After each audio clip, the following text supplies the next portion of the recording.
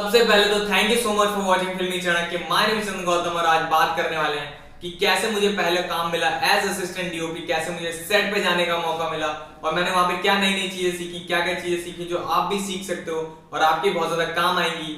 तो सारे टॉपिक्स पे बात करेंगे।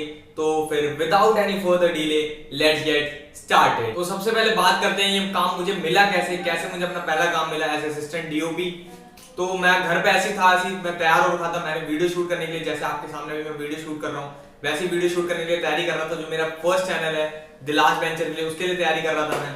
तो ऐसे ही मैंने ट्राइपॉड लगाया, तब तक मेरा भैया का आता है फोन। उसी टाइम हो गया प्लान में ट्विस्ट, फोन आता है, मैंने फोन उठाया। हाँ भैया क्या क्या हुआ?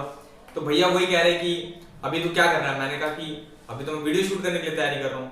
तो भैया कहते हैं कि तेरे को जाना पड़ेगा एक सेट पे। अभी यहाँ पे द्वारका फार्म है, मेरे घर के पास ही है द्वारका फार्म, जो कि हमारे भूषण छाबड़ा जी का, हमारे गुरुदेव जी का है, जिनका आपने इंटरव्यू देखा होगा इस चैनल पे। तो उन्हीं का है द्वारका फार्म। तो वहां पे चल रही थी एक शूट, जो कि था भोजपुरी एल्बम के लिए, मैथिली एल्बम था, उसका शूट चल रहा था। तो भैया ने बोला कि वहां पे तेरे को जाना पड़ेगा एज असिस्टेंट डीओपी। मैंने कहा बिल्कुल ठीक है, चले जाएंगे। तो वहीं पे मैंने फिर फटाक से मैं ट्राइपॉड दोबारा पैक करा, बैग में डाला और फटाक से मैं तैयार होकर पहुंच गया सेट पे। तो वहां गया, तो वहां अभी लंच का टाइम चल रहा था, क्योंकि अभी इस टाइम पे 1-2 बजे का टाइम था जिस टाइम पे मैं गया था। तो वहां लंच टाइम होने वाला था। तो लंच से पहले कुछ शॉट लेने थे, तो उस टाइम पे मैं पहुंचा था। तो लंच की तैयारी चल रही थी, खाना लाने के लिए लोगों को भेज दिया था जिनको जाना था खाना लेने के लिए। और मैं जाके पहुंचा तो वहां सबसे पहले तो हमारे गुरुदेव जी थे ही, भूषण छावड़ा जी। तो वहां पे जाके उनसे मिला, सबसे पहले तो उनके पैर वैर छू। मैंने कहा नमस्ते सर, कैसे हैं आप? तो उन्होंने बताया चंदन आ गए तुम, चलो स्टार्ट करते हैं। तो कुछ शॉट थे जो कि हमें लेने थे, घर के अंदर शॉट था और घर के थोड़े बाहर शॉट थे। तब तक वो हम शॉट लेने लग गए वहां पे। और वहां पे जो हमारे एक्टर थे वो थे हमारे विवेक भाई। तो विवेक शर्मा, जिनका आपने इंटरव्यू भी देखा होगा इस चैनल का। तो मतलब जब ज्यादा लोग नोन पर्सन थे वहां पे, जिनको मैं लगभग जानता ही था।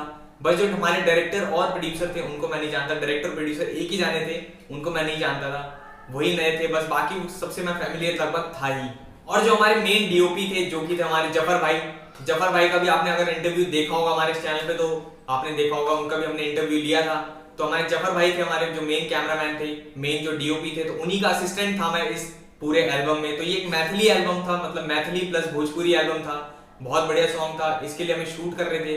तो तब तक हो जाता है लंच, हमने 2-3 शॉट लेने थे, वो 2-3 शॉट लिए। उसके बाद लंच हो जाता है और फिर लंच हुआ। लंच में हमने खाना खाया फटाफट। और यहाँ पे अब एक चीज नोटिस करोगे, कभी भी आप किसी सेट पे जाओगे तो 2 ग्रुप बढ़ जाते हैं। एक तो पहले सीनियर्स का ग्रुप हो जाता है, उसके बाद होता है जूनियर्स का ग्रुप। सीनियर जूनियर मैं एज के हिसाब से नहीं कह रहा हूँ, यहाँ पे पोजीशन के हिसाब से सीनियर और जूनियर की बात कर रहा हूँ मैं। पोजीशन ऐसा हो जाता है कि जैसे डायरेक्टर, प्रोड्यूसर और एक्टर्स होते हैं लगभग एक साइड हो जाते हैं, और जो प्रोडक्शन टीम में लोग होते हैं वो एक साइड हो जाते हैं लगभग। जैसे कि हम जो डीओपी थे, हमारे जो प्रोडक्शन में लोग थे, हम सब एक साइड बैठ के खाना खाते थे। और जो बाकी लोग थे, जो एक्टर्स थे, डायरेक्टर थे, हमारे छावड़ा जी थे, हमारे भूषण जी थे, वो सब एक साइड हो चुके थे। तो मतलब 2 ग्रुप बढ़ चुका था वहां खाना खाने के लिए। तो हमने फटाफट खाना खाया और खाना फिनिश होने के बाद ही जैसे हमने अगला शॉट की तैयारी करने लग गए, खाना खाया हमने, उसके बाद फटाफट रिफ्रेश हुए और अगले शॉट की तैयारी करने लग गए। तो अगले शॉट में ये था कि हमें बारिश का सीन चाहिए था। हमें पहले तो हमने सारे सीन करके निपटा लिए थे और बारिश का सीन चाहिए था, गार्डन के सीन भी चाहिए थे। तो वहां पे किस्मत वाली बात ये थी कि जैसे हमने बारिश का सोचा कि अब बारिश का सीन चाहिए हमें, तो बारिश कैसे हो? हमारे पास वहां पाइप नहीं था, पानी की सुविधा उतनी ज्यादा अवेलेबल थी नहीं कि हम बारिश करा सके। तो वहां पे आप किस्मत वाली बात ये थी कि नेचुरली वहां बारिश हो गई।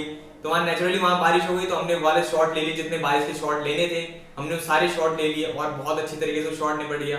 जैसे वो शॉट निपटा, उसके बाद हमें गार्डन की शॉट लेने थे, तो बारिश अपने आप खत्म भी हो गई। ये बहुत अच्छी किस्मत वाली उस दिन बात थी कि बारिश जब हमने चाहा तो उस टाइम आ गई, और जब नहीं चाह रहे थे तो हम चली गई बारिश को। तो बारिश खत्म हो गई, हमने फिर गार्डन वाले शॉट लिए, गार्डन के शॉट लेने थे, कुछ हाउसेस वाले शॉट लेने थे, वो हमने शॉट लिए। बाकी सारे शॉट ऐसे निपटाए हमने करके, और बहुत अच्छा वो एल्बम बना। उसके बाद ऐसे करके हमारे बज गया 5-6 बजे का टाइम, 6 बजे का लगभग टाइम हो गया शाम का, और वो सारे शॉट निपट चुके थे। और हमने बहुत अच्छा दिन शूट किया, बहुत अच्छा एक्सपीरियंस रहा मेरे लोगों के साथ। और यहाँ पे बहुत सारी चीजें नई मेरे को सीखने को मिली, कैसे कौन से शॉट लेते हैं, कैसे कैमरा एंगल रहता है, कौन कौन से लेंसेज इस्तेमाल होते हैं। कुछ हमने थंबनेल्स के लिए फोटो जो निकालते हैं फोटो लिए, तो वहां नई नई चीजें सीखने को मिली, नए नए कैमरा एंगल सीखने को मिले, कैमरा की सेटिंग्स वगैरह मैनुअल और ऑटो वगैरह सीखने को मेरे को मिली चीजें, कि कैसे वहां सीखते हैं, कैसे वहां चीजें होती हैं और क्या क्या हमें कैमरे में सेटिंग्स करनी पड़ती हैं जिसकी वजह से बढ़िया बढ़िया शॉट हम निकाल पाए। तो कैसे ट्राइपॉड वगैरह सेट करते हैं, ट्राइपॉड वगैरह तो वो चीज आती थी, बट और कैमरा सेटिंग्स के बारे में सीखने को नया नया मिला और एंगल्स के बारे में। और कैसे कैसे और शॉट्स निकालते हैं, वो सब सीखने को मिला। ये मेरा फर्स्ट टाइम था जो कि मैं किसी सेट पे गया था, अपने पर्सनल सेट को छोड़ के मैं किसी और सेट पे गया था, तो मेरा फर्स्ट टाइम था। तो मैं थोड़ा नर्वस भी था उस टाइम पे, तो मुझे चीज़ें लग रही थी अगर कुछ गलती ना हो जाए मेरे से, कुछ ऐसा ना हो जाए। बट एक चीज़ जो भैया ने मेरे को सिखा रही थी उस टाइम पे कि कभी भी किसी सेट पे जाओ तो लोगों के लिए एसेट बन के रहो, लाइबिलिटी मत बन के रहो। मतलब एसेट मतलब उनके लिए आप फायदे का काम करके दो, तभी वो आपको सेट पे बुलाएंगे अगली बार। अगर लाइबिलिटी बन के रहोगे तो आपको क्यों बुलाएंगे? कोई अपने खर्चे नहीं बढ़ाना चाहता है, किसी को बुला के अपने खाने का खर्चा, अपने कन्वेंस का खर्चा नहीं बढ़ाना चाहता है। तो मैं वही चीज मेरे को ध्यान थी बिल्कुल माइंड में कि भाई किसी के लिए भी एसेट बन के रहना है। तो मैं फटाफट क्विकली सारे काम कर रहा था, जो चीज करनी थी, लेंस चेंज करना है, कुछ भी करना है, शॉट लगाना है, ट्राइपॉड फटाफट सेट करना है, चीजें मैं सारी सही तरीके से कर रहा था फटाफट, कि मैं किसी के सामने भी एक्टिव दिखूं। तो आपको ये चीज ध्यान देनी है कि कभी भी किसी भी सेट पे जा रहे हो तो आपको लिए किसी के लिए भी एसेट बन के रहना है, किसी के लिए भी लाइबिलिटी बन के नहीं रहना है। आप कहीं भी किसी सेट पे जा रहे हो तो बिल्कुल एक्टिव बन के रहना है, चाहे आप प्रोडक्शन टीम हो, एक्टिंग टीम हो या फिर आर्टिस्ट हो, किसी भी टीम हो, आपको बिल्कुल एक्टिव बन के रहना है और काम फटाफट से निपटाना है। और परफेक्शन से नहीं निपटा सकते लेकिन निपटाओ जरा हल्का कोशिश करो कि ज्यादातर परफेक्शन अपने काम में ले आओ। और यहाँ पे आपको एक चीज और बता दूं मैं कि आप कभी भी किसी सेट पे आपको जाने का मौका मिल रहा है तो आप जरूर से जाइए, क्योंकि वहां पे जाने के बाद आपकी बॉन्डिंग और स्ट्रॉन्ग बनते जाती है। जितने भी वहां पे लोग होते हैं, काम करने वाले लोग होते हैं, वर्किंग लोग होते हैं, उनसे आपकी बॉन्डिंग बहुत ज्यादा स्ट्रॉन्ग होती जाएगी और आपके नेटवर्क्स भी बिल्ड होते हैं, क्योंकि ज्यादातर काम यहाँ पे नेटवर्क से होते हैं। क्योंकि ये काम भी मुझे नेटवर्क से ही मिला था, क्योंकि हमने भूषण छाबड़ा जी का इंटरव्यू किया था, तो वहां से हमारी बॉन्डिंग बहुत अच्छी हो गई थी, हमारे गुरुदेव बन गए थे वो, तो वहां से हमारी बॉन्डिंग अच्छी हो गई, तो उसकी वजह से ये काम भी मुझे मिला था। तो आप कभी भी कहीं भी जा रहे हो तो अपने नेटवर्क ध्यान बनाने के लिए ध्यान रखना है और बॉन्डिंग अच्छी करनी है। तो कभी भी किसी सेट पे जाने का मौका मिल रहा है तो आप अपने बॉन्डिंग और नेटवर्क पे जरूर ध्यान देना है। और उसके साथ साथ आपको ये चीज जरूर ध्यान रखना है कि किसी के सामने आपको क्रीप नहीं बनना है, मतलब चेप नहीं होना आपको किसी के सामने, सिंपल भाषा में किसी के सामने चेप नहीं होना है।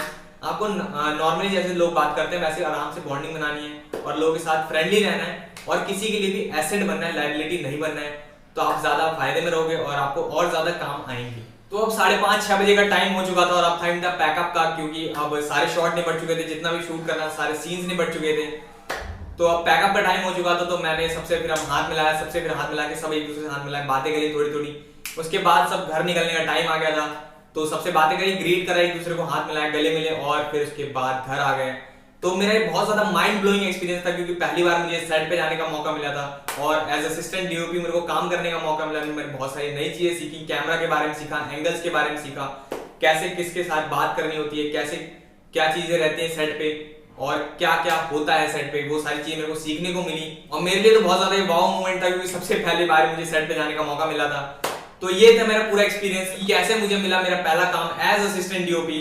तो ये था पूरा वीडियो। अगर वीडियो अच्छी लगी तो वीडियो को लाइक कर दीजिए, मेरा एक्सपीरियंस से कुछ मजा आया, कुछ सीखने को मिला तो चैनल को सब्सक्राइब कर दीजिए, क्योंकि हम ऐसी वीडियोस लाते रहते हैं, व्लॉग्स, इंटरव्यूज और इंस्पायरिंग चीजें लाते रहते हैं, जिसकी वजह से आप नई नई चीजें सीख पाए। तब तक के लिए पीस और जस्ट अ बिग